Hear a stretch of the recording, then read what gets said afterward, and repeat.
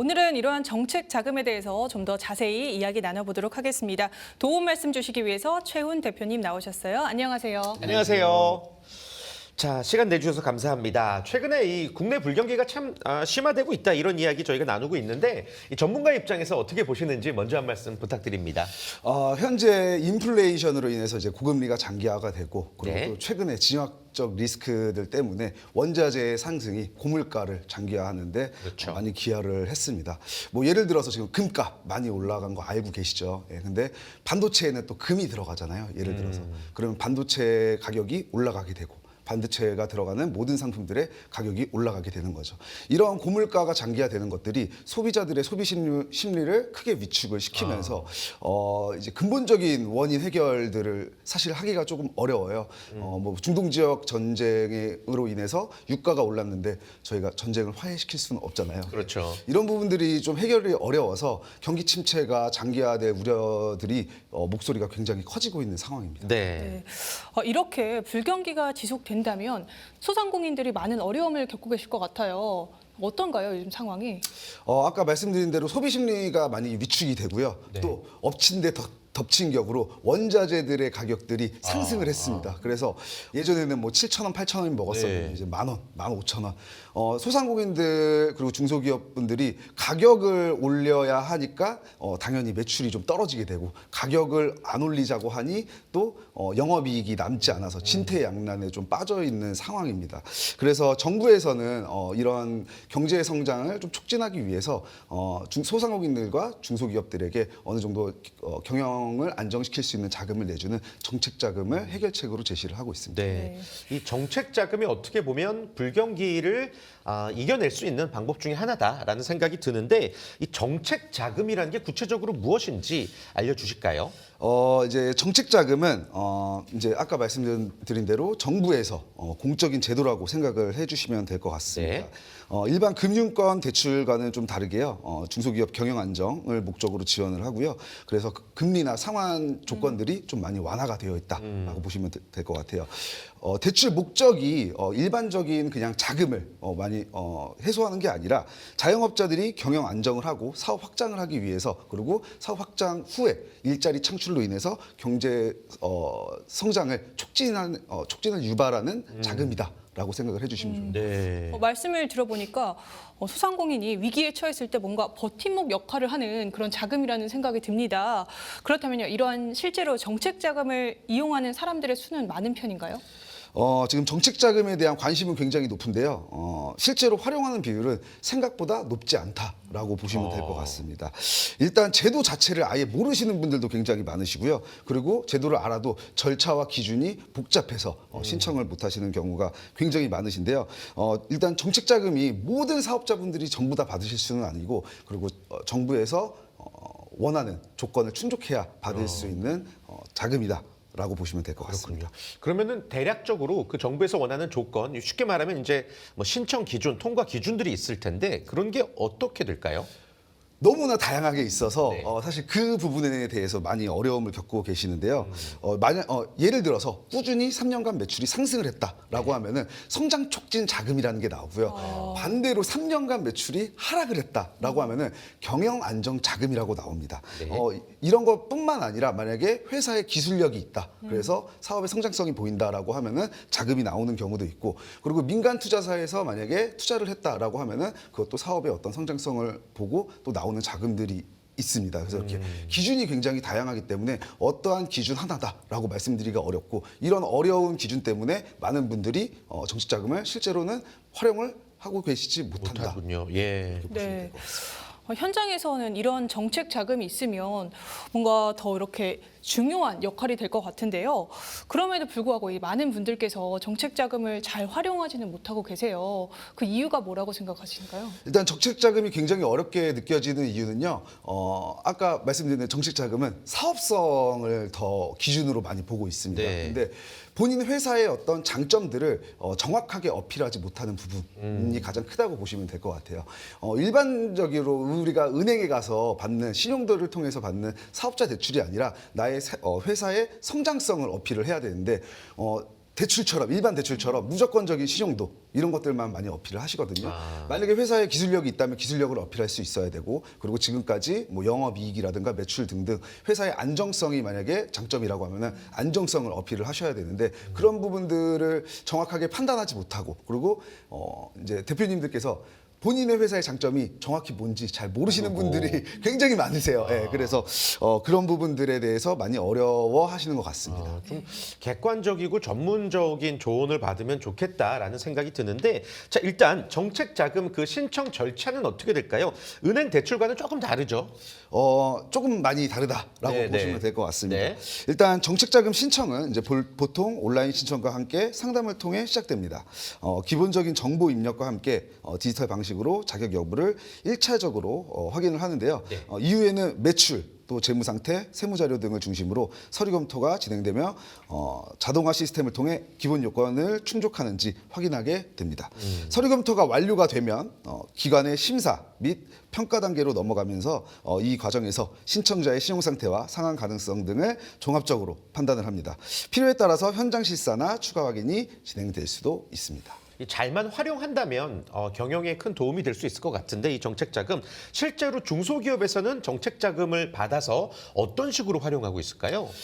그래프를 보시면은 중소기업들이 정책 자금을 시설 투자나 인건비 등 고정비 부담을 완화하는데 가장 많이 활용하고 있는 것으로 나타납니다. 네. 이제 이런 것들은 이제 제조업에서 설비 투자나 인력 운영처럼 한꺼번에 큰 자금이 필요한 영역에서 정책 자금 활용 비중이 높게 나타나고 있습니다.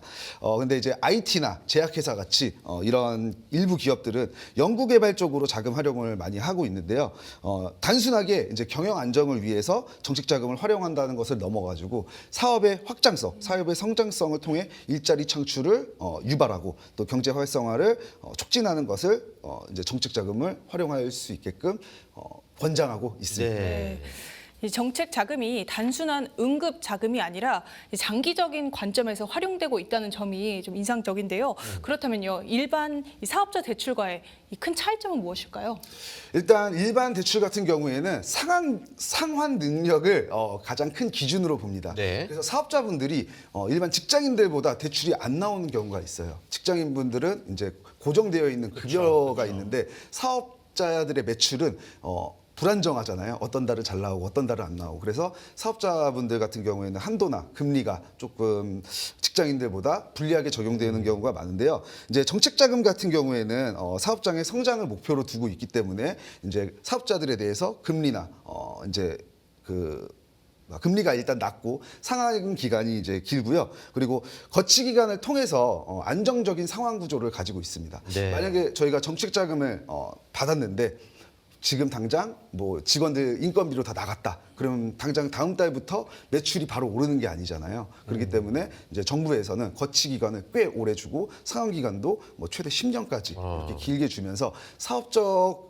성장 그리고 사업적 안정을 목적으로 이렇게 네. 장축 자금을 내주고 있습니다. 이 꼼꼼히 준비를 해야 될 것 같다라는 생각이 드는데 이제 대표님의 역할이 이런 정책 자금을 보다 원활하게 받도록 도와주시고 컨설팅을 해주시는 그런 역할이시죠. 구체적으로 컨설팅은 어떻게 이루어지나요? 저희는 일단 사업장 현재 상태와 운영 구조를 종합적으로 파악하는 것으로 컨설팅을 시작합니다. 네. 사업장의 매출, 또 부가가치세 신고 내역, 그리고 대표자의 신용도, 그리고 필요시 재무제표까지 전문 인력을 통해서 검토하고 또 사업 전반의 강점과 개선이 필요하신 부분을 정확히 진단합니다. 네. 이를 바탕으로 단순하게 저희가 정책자금 신청에 그치지 않고 사업 운영에 바로 활용 가능한 마케팅이라든가 각종 정부 및 공공기관 지원 사업 등 사업자에게 실질적으로 도움이 될 수 있는 것들을 제도들을 폭넓게 안내를 해드리고 있습니다. 뭐 방송을 보시는 많은 분들이 궁금해하실 것 같은데 그냥 개인이 신청할 수도 있지 않나요? 라는 질문을 하실 수도 있어요. 이제 개인이 정책 자금을 신청하는 것과 컨설팅을 받았을 때 다른 점, 차이점은 뭐가 있을까요? 일단 개인이 직접 정책자금을 신청하시는 경우에는 공고 요건과 이제 기본 자격만으로 일반 대출처럼 신청을 하시는 경우가 많습니다. 네. 이런 신청 같은 경우에는 단순하고 빠르게 나오기 때문에 많은 사업자분들이 매출 구조 그리고 향후 계획을 반영하지 않고 신청을 바로바로 하시는데요. 이랬을 때 한도나 금리 쪽으로 가장 최적화 조건을 만나기가 어려우실 수가 있습니다. 근데 컨설팅을 통해서 이제 정책 자금을 신청하시는 경우에는 이제 사업자 현황을 종합적으로 일단 분석을 해서 현재 상황에 가장 유리한 상품 그리고 신청 순서를 설계할 수 있습니다. 그래서 이를 통해서 동일한 사업자라도 더 높은 한도 그리고 더 낮은 금리 자금을 선택을 하실 수가 있고요. 정책 자금이 일회성 지원으로 끝내는 게 아니라요. 사업 단계마다 지속적으로 받을 수 있다고 보시면 될 것 같습니다. 아까 제가 말씀드렸던 것처럼 경기 침체가 장기화가 된다면은 지금 단기적으로 제가 자금이 필요한 게 아니라 또 추후에 또 필요할 수가 있게 되는데요. 이런 부분들을 전문적인 컨설팅을 통해서 받지 못하신다면 일회로 끝나실 수 있는 부분들이 가장 큰 문제로 발생될 수 있다라고 말씀드릴 수가 있을 것 같습니다. 이렇게 전문성과 신뢰성이 또 중요한 영역인 만큼 제도 운영 관리 방식에서도 좀 신경을 많이 쓸 것 같은데요. 이에 따라서 이 정부가 불법 브로커 이 단속에 적극 나섰다는 소식을 들었습니다. 이 배경이 무엇일까요? 정책 자금이 정부에서 지원하는 공적 재원인 만큼 일부 불법 중개나 허위 컨설팅으로 제도의 취지가 훼손되는 문제가 반복되어 왔다고 보고 있습니다. 네. 일반적인 그 정책 자금이 아니라 이제 사업자 대표님들이 자금이 급한 것을 이용해서 그냥 뭐 햇살론이라든지 은행 대출을 받아주고 뭐 컨설팅을 했다라고 말을 한다던가 이런 좀 불법적인 사례들이 굉장히 많은데요. 이에 따라서 정부에서도 실제 필요한 사업자들이 자금이 지원될 수 있도록 시장 질서를 바로잡기 위한 조치로 단속을 강화하는 것으로 판단하고 있습니다. 네, 좋습니다. 근데 결과적으로 이런 문제가 더 발생하지 않게 하기 위해서는 이 업계에서는 어떤 노력이 또 필요하다고 보세요? 이러한 문제를 예방하기 위해서는 무엇보다도 합법적인 절차가 필요하다고 생각을 합니다. 네. 그 정책 자금이라는 게 단순하게 그 대출을 해주는 게 아니라 뭐 재무나 세무 그리고 또 신용 상태 그리고 사업적 방향까지 검토를 해야 되기 때문에 경험이 없는 이제 중개나 또 비공식적인 경로로 큰 리스크가 발생이 될 수가 있는데요. 저희 회사 같은 경우에는 이제 뭐 세무, 뭐 재무, 뭐 여러 가지 방면으로 전문 인력들을 배치를 하고 있고 또 저희 회사에서 직접 오셔서 내방 상담을 하고 또 사업자 실제 현황을 저희가 직접 판단을 하기 때문에 좀 안전하게 하실 수 있다고 보시면 될 것 같습니다. 네. 네. 반대로 그러면 정책 자금을 신청하시는 분들, 이 컨설팅 의뢰를 해주시는 분들에게도 하시고 싶은 당부의 말씀이 있으실 것 같아요. 정책 자금은 급한 자금을 해결하는 게 아니라 사업을 안정적으로 이어가기 위한 공적인 제도라고 생각을 합니다. 네. 그만큼 전문가와의 충분한 상담을 통해서 고객의 상황을 정확히 공유하고 소통을 바탕으로 현실적으로 방향을 함께 설정하는 과정이 중요하다고 보고 있습니다.